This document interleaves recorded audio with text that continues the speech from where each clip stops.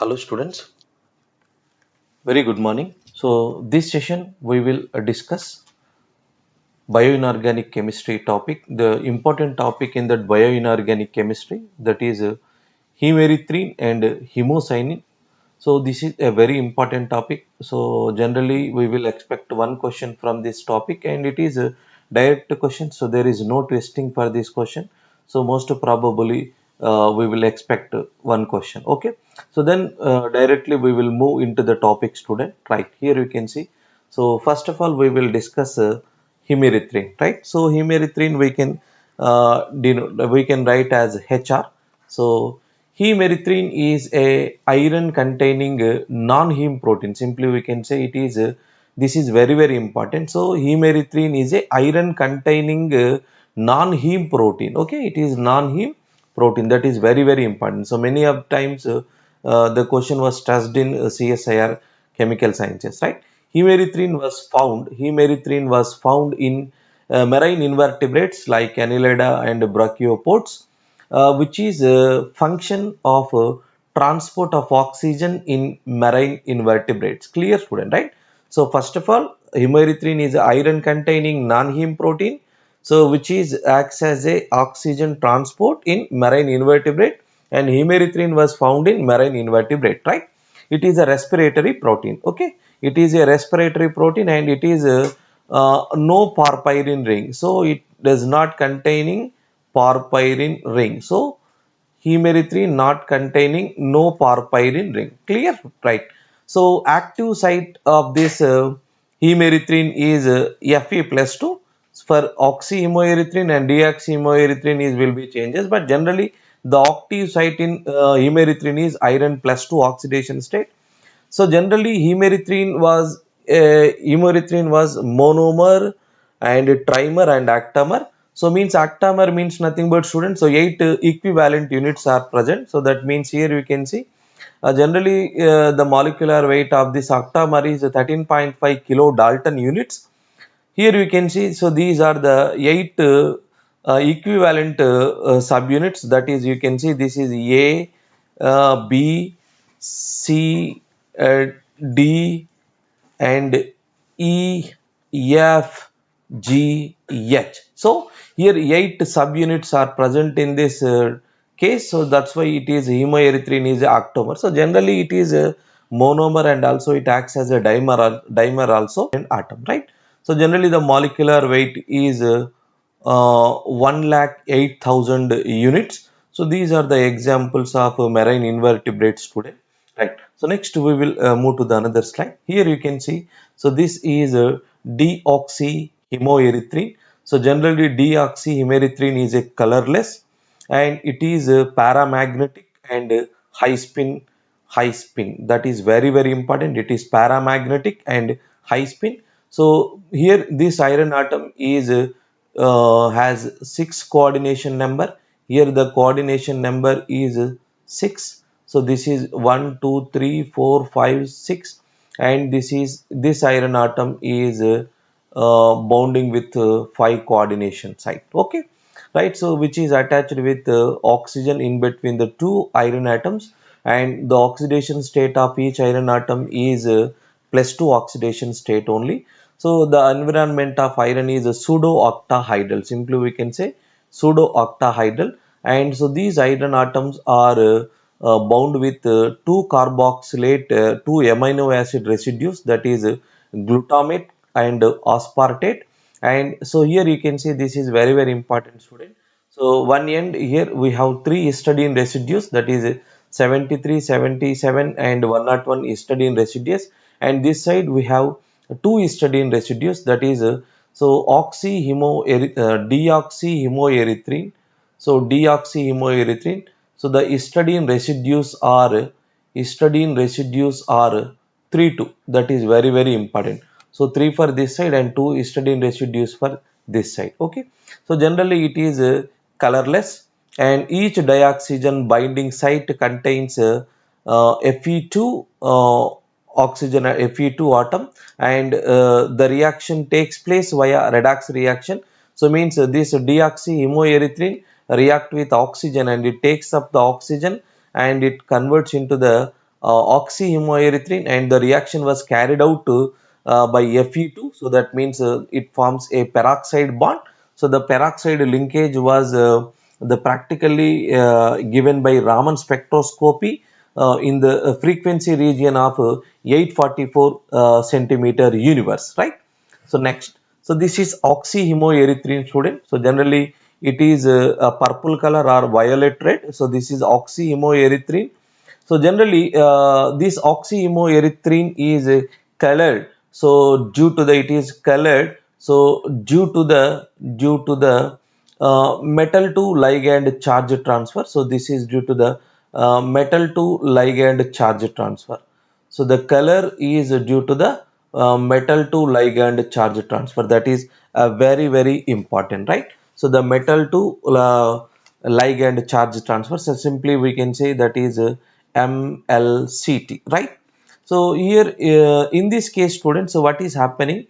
So this is oxo and O2 when in it is form of oxo, but after binding, student, so it is convert into O2 minus 2, that is peroxo linkage. So it is a peroxo linkage. So this peroxo linkage was given by Raman spectroscopy. Raman spectroscopy, peroxo linkage. Though here this iron was bound in peroxo linkage. So this was given by Raman spectroscopy. The VOVO stretching frequency. The VOVO stretching frequency was found at 844 centimeter universe. So this frequency it confirmed. So it is a peroxo linkage. So it is a peroxo linkage, right? So in this oxyhemoerythrin, so both the iron atoms are in plus 3 oxidation, student. Here this is a plus 3 oxidation state. Okay. Here the three histidine residues are same and there is no change in the histidine moieties and there is no change in the amino acid residues. Only the thing is here. So this the 5 coordinate iron moiety is combined with the O2 and also and here so this OH is turns into the hydrogen bonding.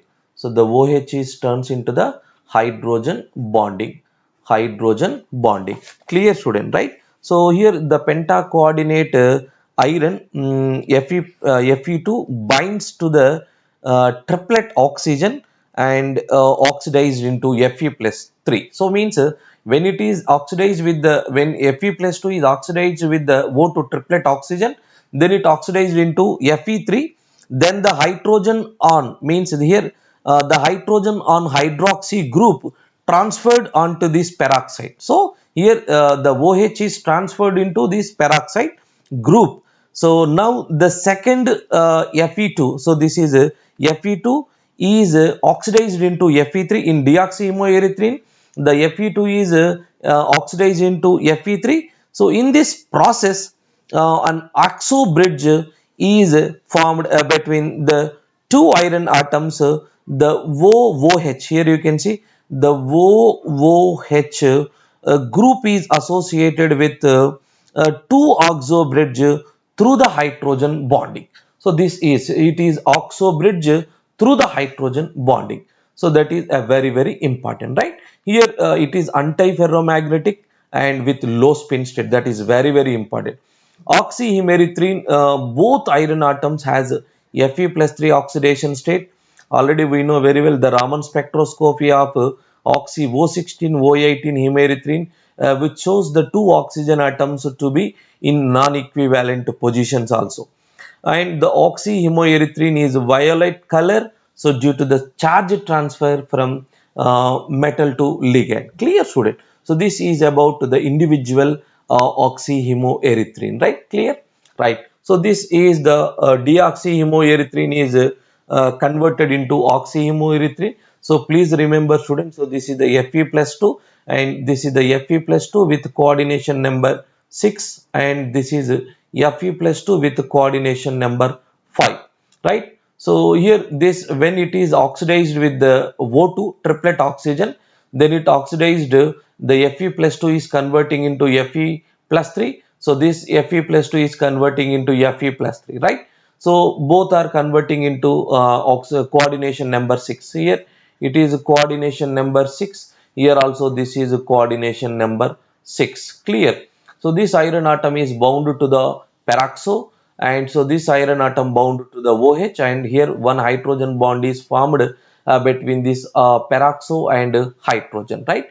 So generally the oxyhemoerythrin is violet or purple color, and deoxyhemoerythrin is colorless. So the oxyhemoerythrin color is due to the metal to charge transfer. So then it obeys the, it shows the color, right? So this is about in the case of hemerythrin, student. Then we will move to the hemocyanin. So we can denote as Hc. It is a very important. It is a non-heme non-iron protein, right? So hemoerythrin is a non-heme iron protein, but it is non-heme non-iron protein. So here it is not containing iron. Okay, so hemocyanin is a respiratory protein and containing two copper centers at active site. So here it has so in place of iron, we have the two copper centers, and the copper atom is a active site. Hemocyanin was found in invertebrate animals such as mollusca and arthropods, and the function is it is a oxygen transport. This is very important. And the deoxyhemocyanin, each copper 1 here, which is a plus 1 oxidation state, and the copper 1 atom is coordinated to 3 histidine moieties, right? So please focus, student. So in the case of hemerythrin, the histidine residues are 3 2, but in the case of hemerythrin, the histidine residues are 3 3. That is very important. So this question was asked in the CSIR entrance examinations also. So coordinated to 3 histidine residues side on bridging, coordination occurs with oxygen in its oxyform. So deoxyform, there is no oxygen moiety. Upon oxidation, so the oxygen is bound in the two copper atoms, right? So these are the examples of hemocyanin containing uh, invertebrate animals, right? Deoxyhemocyanin, and it takes up oxygen, and so this is O2 to O2 minus 2. So it O2 is reduced to O2 minus 2.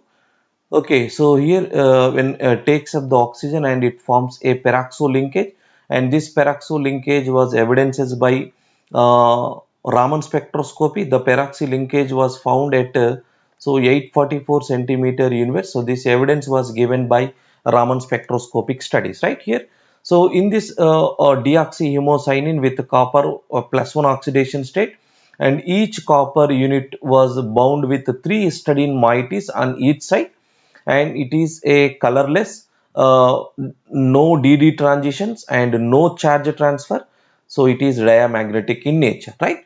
So when it takes up the oxygen, and here when it takes up the oxygen and it converts into the peroxo linkage between the two copper atom, and these copper 1 atoms are oxidized to copper 2. So this is the copper 2 oxidation state, student, and the 3 histidine moieties and each side. So there is no change in the histidine moieties, only the distance is varies. Okay, so this is the peroxo linkage with copper plus 2 oxidation state, right? So oxyhemocyanin is a blue color, so due to ligand to metal transfer, so that is O minus 2 ligand to Cu plus 2. So then it color shows in a blue color in nature, right? The copper 2 has a D9 configuration. The unpaired electrons in both copper 2 ions coupled by a bonding interaction through the bridging peroxy linkage or ligand. So hence oxyhemocyanin is diamagnetic in nature, right? So the peroxy linkage was evidenced by Raman spectroscopic studies. Clear, student, right? So oxyhemocyanin is a colored and deoxyhemocyanin is a colorless. So the color of oxyhemocyanin is due to the ligand to metal charge transfer. That means O2 minus 2 to Cu plus 2, right? Next. So we will discuss individual, that is deoxyhemocyanin and oxyhemocyanin. Here you can see, so this is the copper plus 1 oxidation state, and this is also copper plus 1 oxidation state. The 3 histidine moieties on each side. So in deoxyhemocyanin, each copper 1 atom is coordinated to 3 histidine residues. That is very important. The internuclear distance is that is 3.7 plus or minus, so means decrease or increase, that is plus 3 0.3 angstrom unit, right? The distance between copper and histidine moiety, that is 2.0 angstrom. Clear? Right. So the geometry is square planar geometry about copper atom, copper ions. The empty cavity between the cuprous ions means copper Cu plus 1 ions available for a dioxygen binding, right? So due to this dioxygen binding, then the deoxyhemocyanin is converted into oxyhemocyanin, right? So this is the structure of oxyhemocyanin, right? So dioxygen binds and forms a bridge between two copper atoms. So it is a bridge between two copper atoms, and the copper 1 atoms oxidizing them to copper 2 and being reduced to O2 minus 2. So means O2 is reduced to O2 minus 2, right? So the internuclear distance between copper and copper is decreases. So the internuclear distance, that is 3.6 angstrom only, or you can say in picometer, that is 360 picometers, and square planar geometry. So the binding distorts coordination of protein around histidine bound, right? So around and histidine bound to copper ions, right? The two copper ions are very strongly, and so this is antiferromagnetically, and the oxymocyanin is diamagnetic, and this is oxymocyanin is antiferromagnetically coupled at room temperature, right? So this is about hemocyanin, student. So these two topics are very very important in the entrance examination. So most probably only direct question is asking in the entrance examination. So I hope you understood this lecture. Thank you very much.